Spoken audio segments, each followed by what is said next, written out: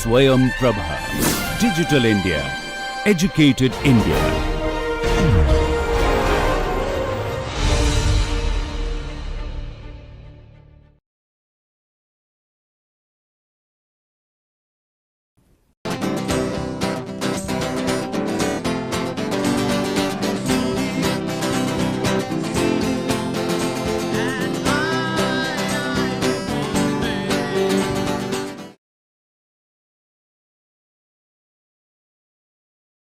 Today, we are going to discuss Plato's famous parable, the parable of cave.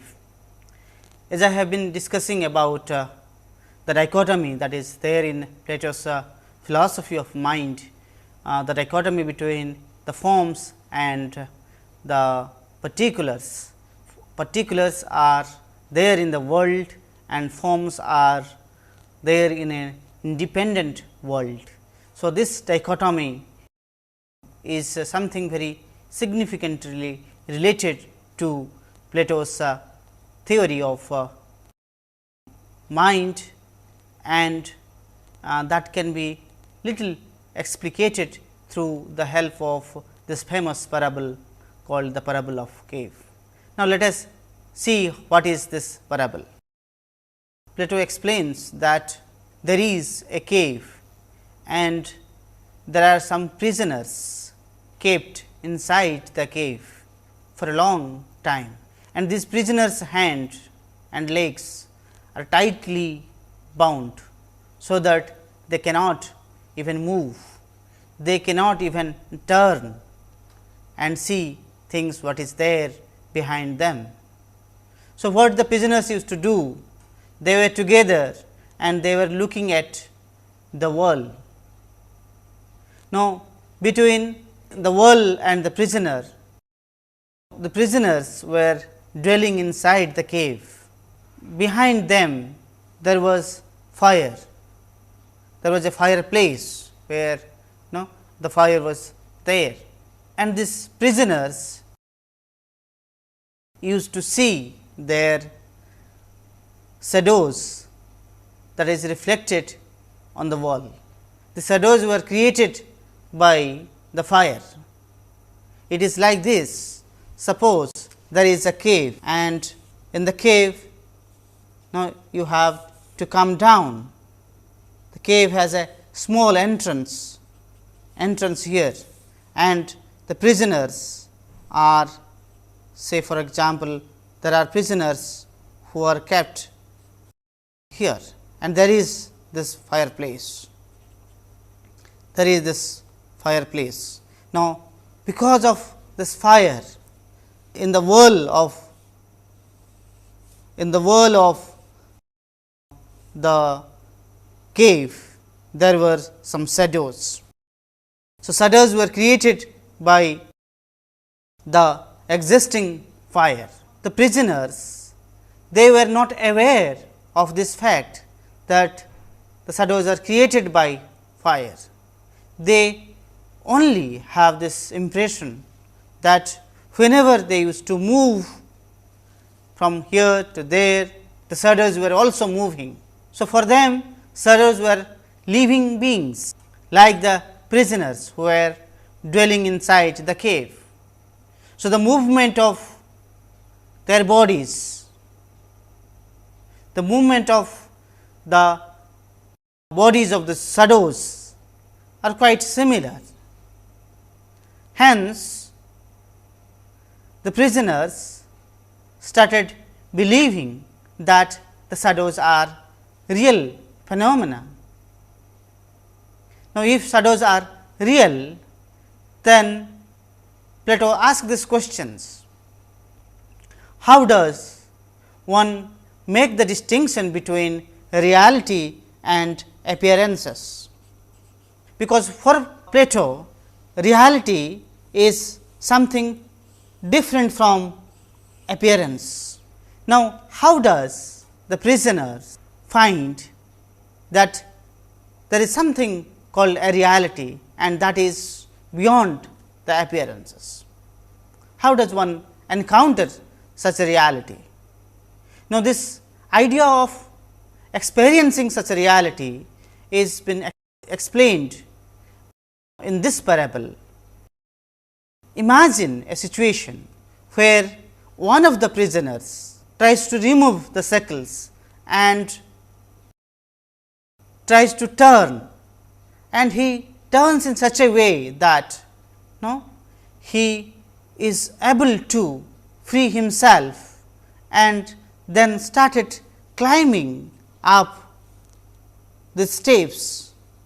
Now, once he goes on climbing up the steps, he reaches to a point, that is the point at the entrance, and then he finds there is a dim light coming through the entrance. He comes out of the cave finally, and when he comes out of the cave, he is not able to see anything. He is not able to see anything. Why is it that the prisoner is not able to see anything? Now, Plato says, since the prisoner was kept inside the cave, and the cave was a dark place, it was a dark chamber, hence the prisoner had no scope to see the light, and when the prisoner came out of the cave, he finds that there is tremendous light, and the light is so much he is unable to open his eyes and see things. And then Plato says, slowly and slowly the prisoner starts opening his eyes and tries to see what are there in the world. Plato's explanation here is very interesting. That is, the prisoner makes an attempt to go out of the cave, and the prisoner is not able to see the cave, and the third is the prisoner sees the things as they are.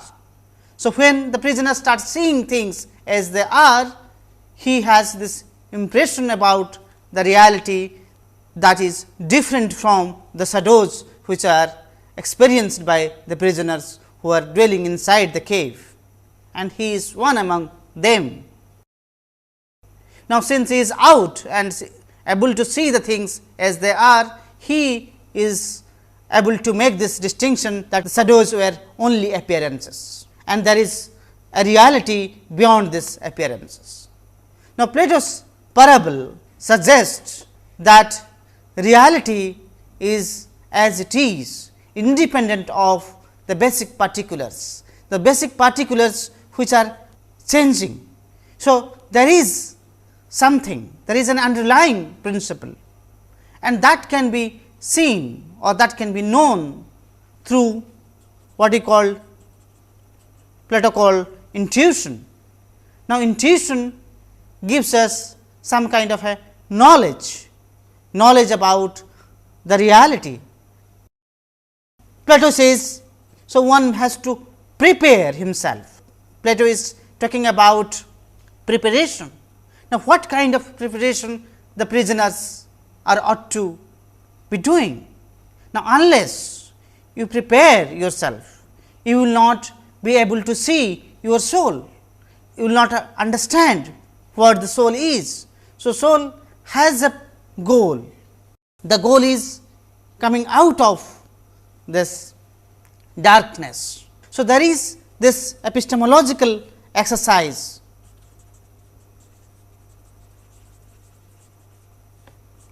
There is this epistemological exercise in Plato, where the soul is aspiring. The soul is aspiring to know what is the reality. Now, this aspiration demands some kind of a preparation. Preparation is through, we can say,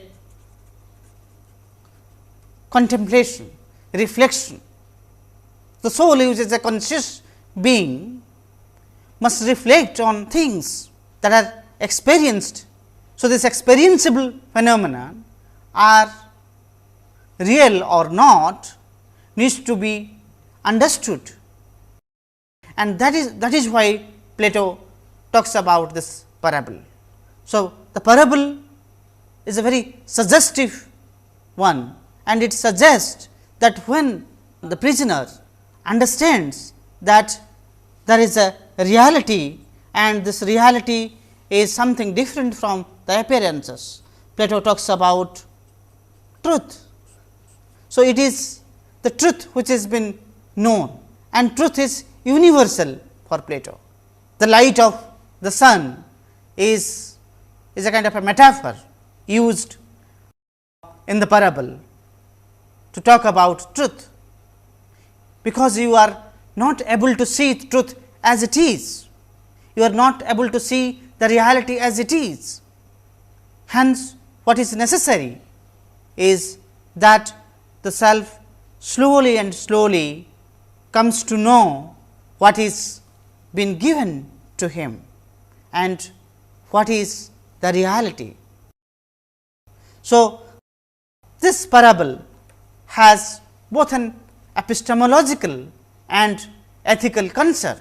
As I said, truth and good are one in Plato's metaphysics, because the epistemological enterprise and the ethical enterprise in Plato go together. Now, the prisoner who is aware of this fact that the shadows are not real phenomena and reality is something different, then for Plato he has this moral responsibility. In fact, the prisoner who is an enlightened one has this moral responsibility to go back and tell the other prisoners or free the other prisoners who are in the dark, who still thinks that the shadows are real. Now, look at this idea of steps. Steps are nothing but struggles with a lot of hardship. You need to climb up. So, climbing up is talks about some kind of an upward movement. It is a movement which signifies the freedom of the soul. Now, the soul cannot be bound by the behaviors that are caused by the body. Body or bodily activities cannot bind the soul. The soul frees himself, and he frees himself because he puts him in this struggle. And so, this realization is a kind of an upward movement. Plato talks about the hierarchy of ideas. Now, goodness being the highest ideas, the idea of good is one of the highest ideas in Plato, talks about how does one understand each of them. Kindness, justice, goodness, all these are nothing but the ideas that represent virtues.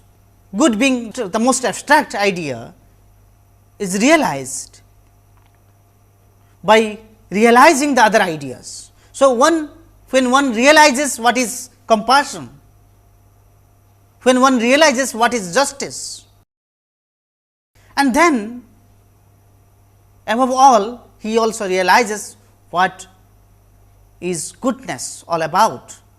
So, one transcends these layers, these hierarchies, and finally, he is able to know what they are all. Ideas are united, they are not discrete phenomena. They are united because it is the soul which is working as a kind of a uniting principle, as a unifying principle, connecting this all experiences and understanding the content of these experiences.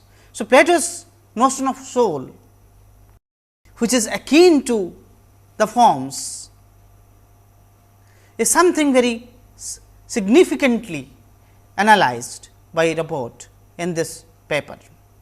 And one must look at the famous parable and try to see that how the parable of cave has got an epistemological aspect and also an ethical aspect. They are part of the whole story to talk about what is the reality, what is appearances, and how the reality is different from the appearances. The knowledge about the reality can be known only through the forms. Forms are the pure ideas. Therefore, Plato is talking about dialectics. So, the dialectical mode of analyzing, reflecting, questioning, suspending gives us knowledge, and this dialectical mode of knowing is nothing but an intuitive mode of knowing. So, Plato gives importance to intuition or reason as a source of knowledge. So, there are sense experiential knowledge and there are intuitive knowledge or rational knowledge, dialectical knowledge, knowledge that involves dialectics. Now, these two sources of knowledge are different in the sense that the knowledge about the particulars, the knowledge about the world is directly given to us, like for the prisoners the shadows were directly given, okay? And for the prisoners the things in the world as he goes out, things are directly given. Now, how these two givens are representing two different kinds of realities, and that can be discerned and analyzed with the help of reason. So, reason plays an important role constituting Plato's epistemology and ethics. So, therefore, we need to look at what is the locus of the reason. Does reason reside in the function of sense organs, or does reason reside in the soul? For Plato, the soul is a rational entity. It is not only a conscious entity, but also a rational entity. I am just using this term entity little differently, just to make sure that there are physical entity and there are mental or spiritual entity. Now, this idea of entity is always referred to the physical entities, but this notion of the spirit in Plato or the soul in Plato is something spiritual, in the sense that it is the locus of the reason. So, therefore, the knowledge and the knowledge about the virtues, the intuitive knowledge, the rational knowledge and the knowledge of virtues are one, they are identical for Plato. Plato also shows that these conscious activities in which the soul is engaged in differentiating the appearances and the reality, whether it is a cognitive activity or a psychological activity. For Plato, it is not merely a psychological activity, it is purely a cognitive activities, because the soul is contemplating on the forms. What is the nature of the form? Now, this idea of contemplation is something very significant, and that can be associated with Descartes' idea of introspection, self-reflection. Soul contemplates in order to have this self-knowledge, to know what is its identity all about. Is there a self? So, the idea of a self or self-identity can be derived with this contemplative attitude of the soul. Plato does not associate with the physical activities. There are physical activities. When Plato compares the activities of the person with movement of the chariot. Okay. Now, there is a chariot which is analogous to the notion of body. The chariot represents the body. The body has some kind of movement, and this movement is caused by the charioteer. So, in this connection, one can find that the soul is the charioteer, soul is the mover. It is the soul which is causing intentional voluntary actions. So, soul as the charioteer is the source of movement. These movements are self movement. The soul desires to move, like the prisoner. The prisoner desired to move out from the cave. The prisoner could turn. Now, this idea of a turning is something very significant. It is significant because the reality sometimes are constructed. It is constructed by different sources. So, for example, in today's world, the reality is largely constructed by the medias. So, most of the time you are accepting whatever is told to you, whatever is informed to you. But Plato's appeal is, you must examine these informations, you must examine these opinions which are created by the mass media, and then only you will have the possibility to know whether the information is correct or incorrect, whether the information is well justified or ill justified. So, this idea of a justification, justifying the opinions, or what Plato calls doxas, is an important element of Plato's discourse of epistemology.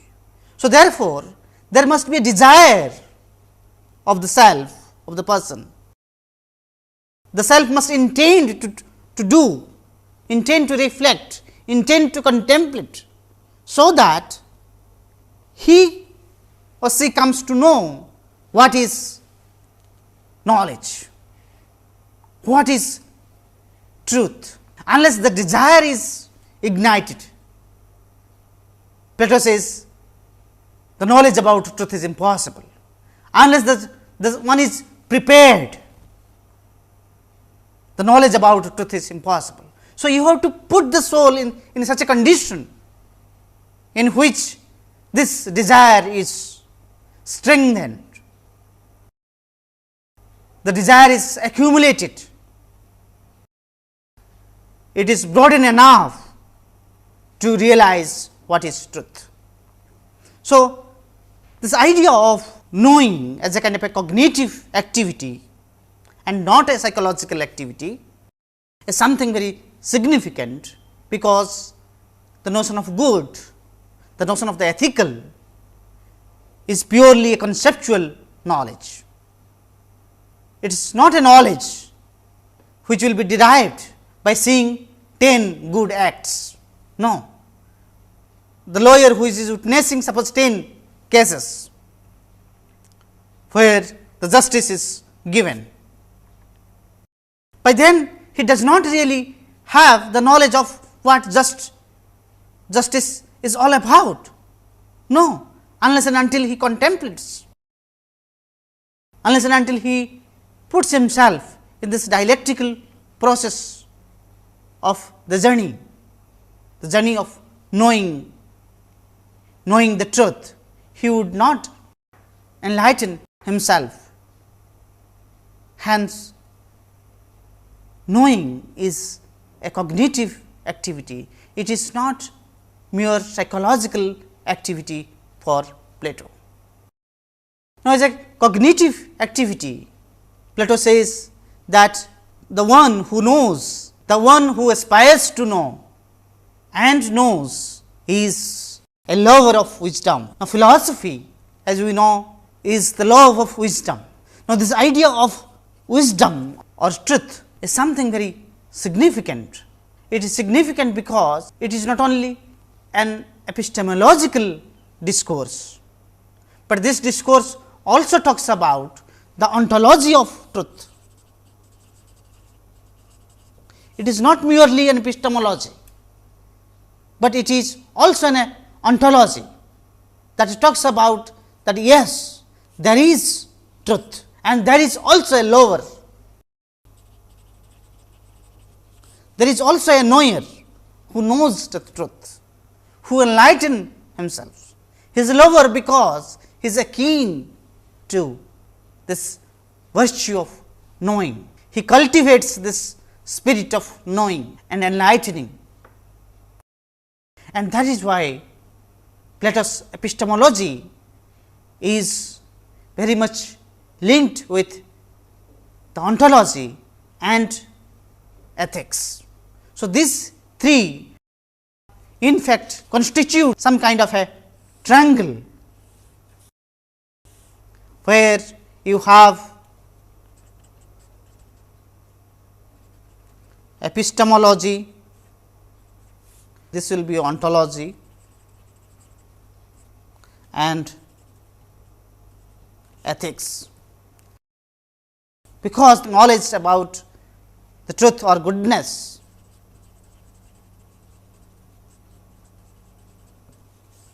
is a kind of a highest virtue according to Plato. So, this is a kind of a knower or the lover.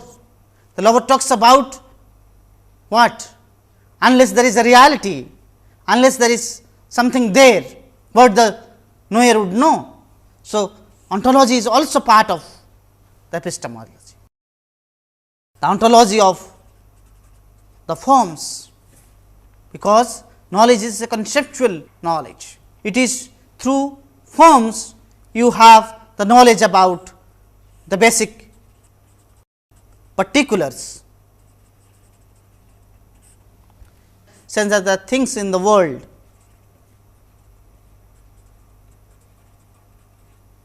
are the copies of the forms.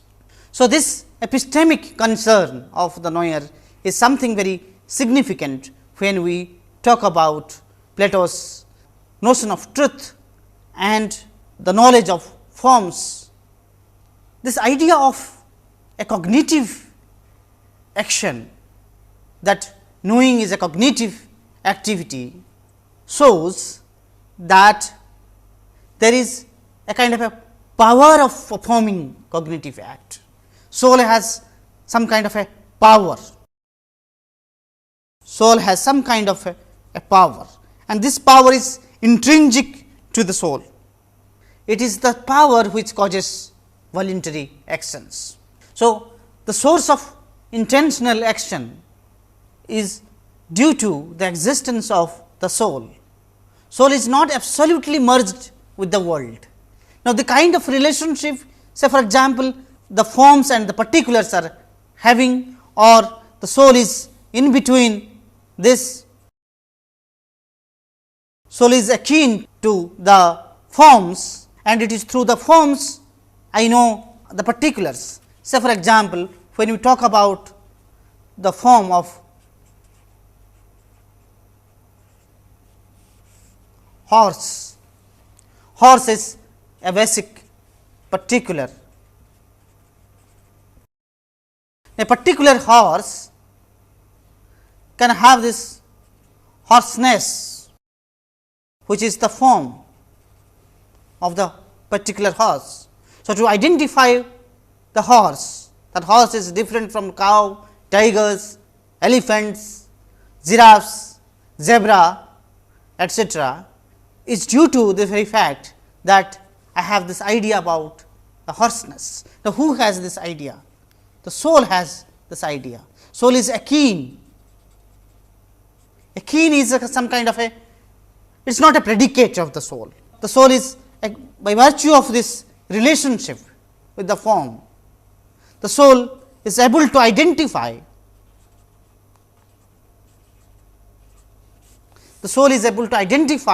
a particular as it is.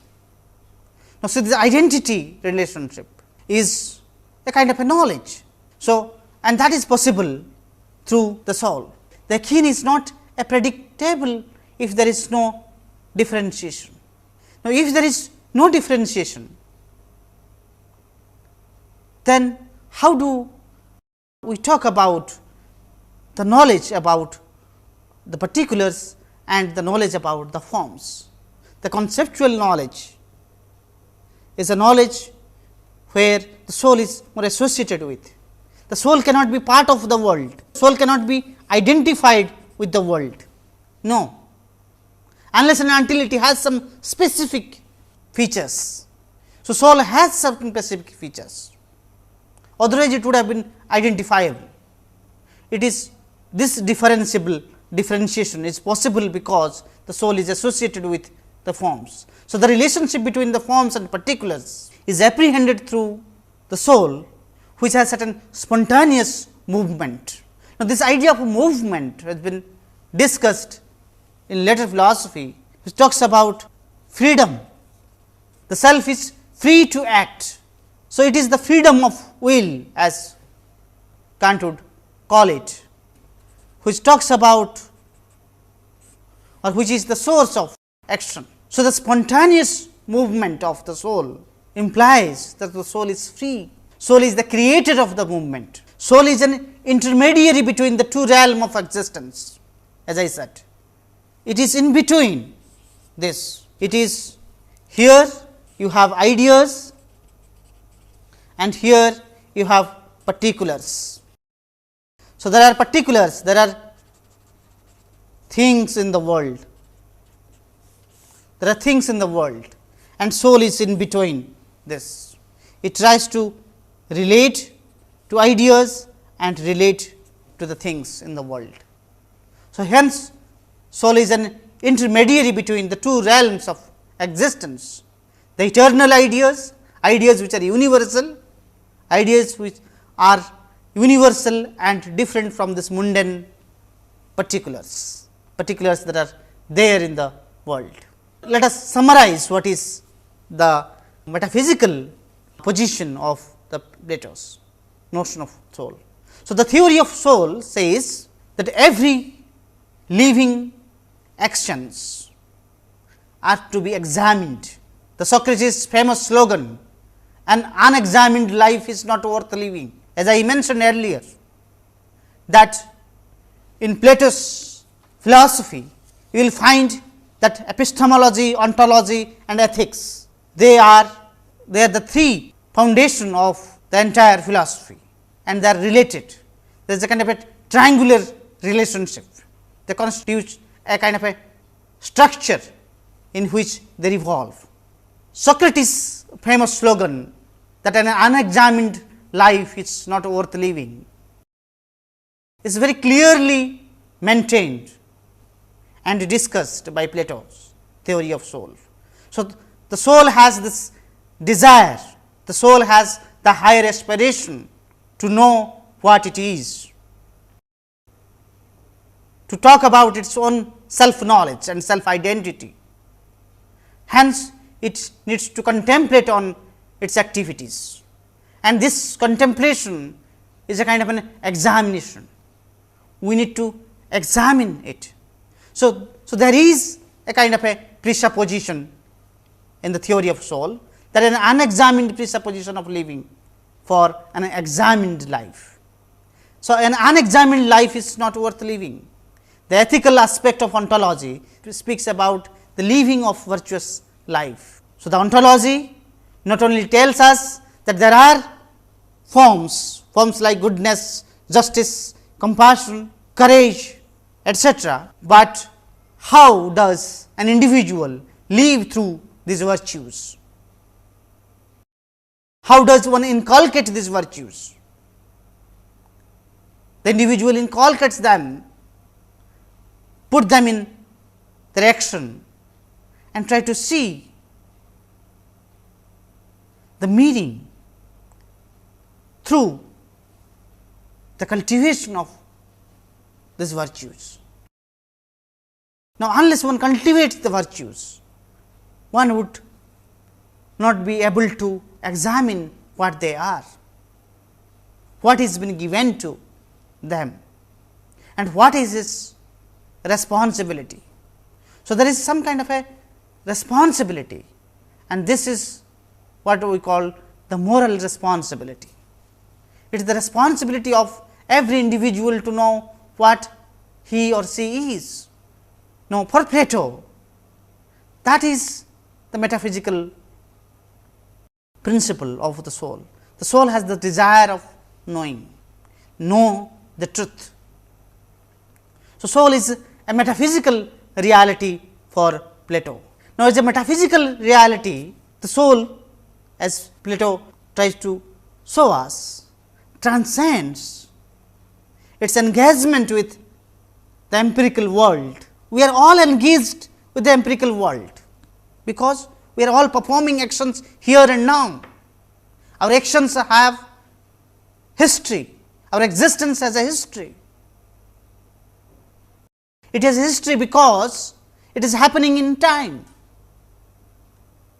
It is, we are here now because our existence has got some spatio-temporal location. Now, what is important is that we need to transcend this engagement, this interaction with the world, in order to know what is the reality. Like the prisoner had to transcend the engagement that they were having with his fellow prisoners, thinking that the shadows are only real, but the shadows were not really real. He had the responsibility, he could turn his psyche in such a way that he could go out and could contemplate on these two experiences, the experiences that he had when he was dwelling inside the cave, and the experiences that he encountered when he moved out of the cave. And with that reflection on reflective mind, the Platonic notion of soul gives us this impression that it is a kind of a transcendental principle. The ideas by degrees vacate their position of transcendence and are seen to be dependent upon the soul. So, it is the activity of the soul that transcends various knowledge claims, various engagements, and tries to realize what is the ultimate truth. So, soul is the center of gravity in Platonic systems. So, when we talk about epistemology, when we talk about Plato's ontology, when we talk about Plato's ethics or the theory of values, where we locate soul, the soul is the center of gravity. It is there at the center, and these three are revolving around the soul. So, in a Platonic system of morals, ontology and epistemology, the soul constitutes the center of the gravity. However, it does not eliminate Plato's dualism.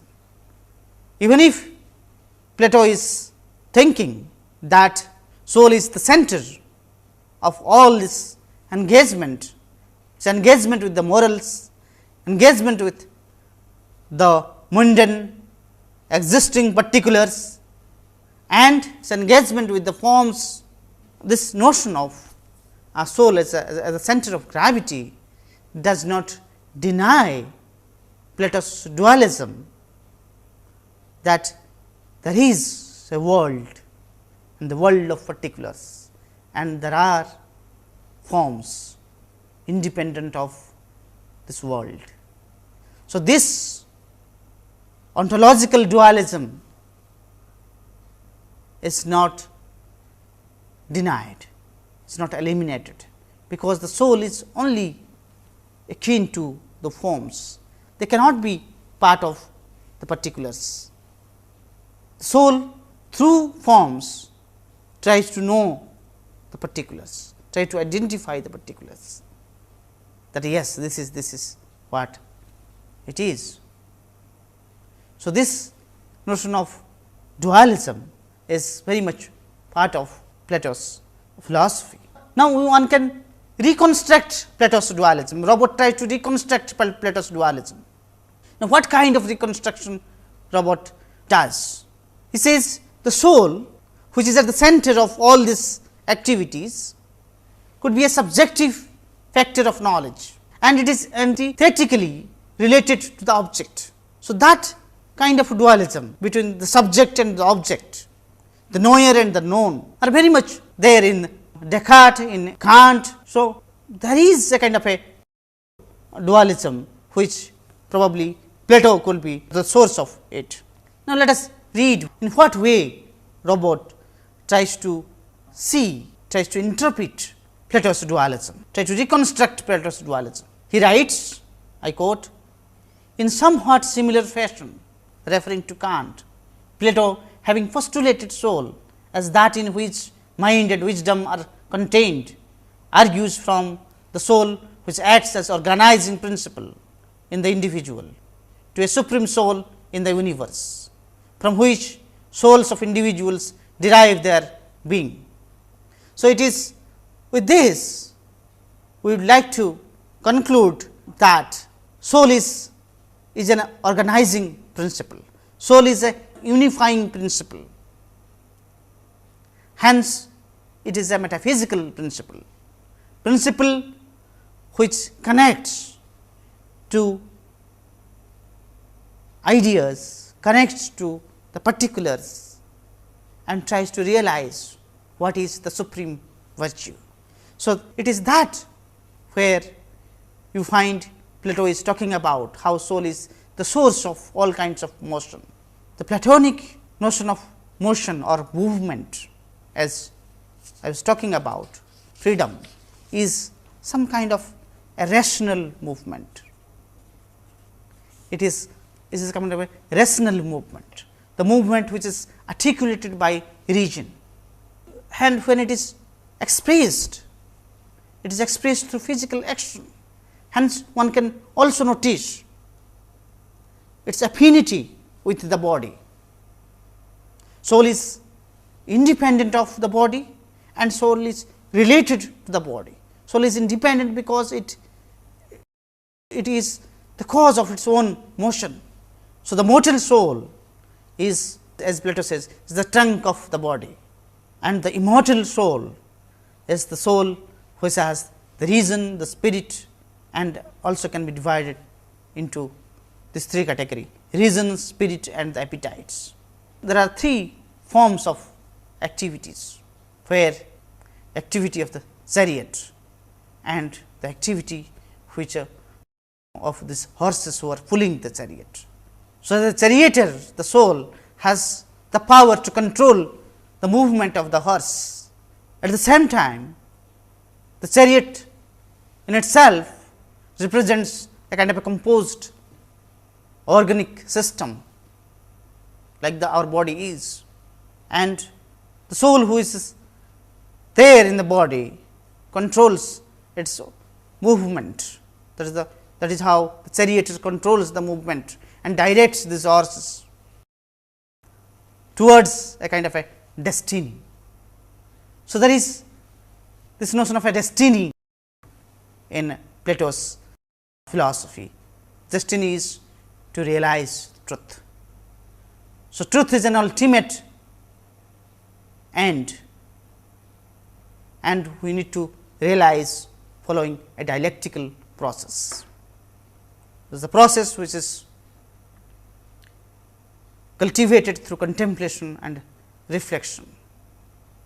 It is a knowledge which is conceptual, not sensory. So, with this we will conclude Plato's discussion on the notion of soul. Thank you.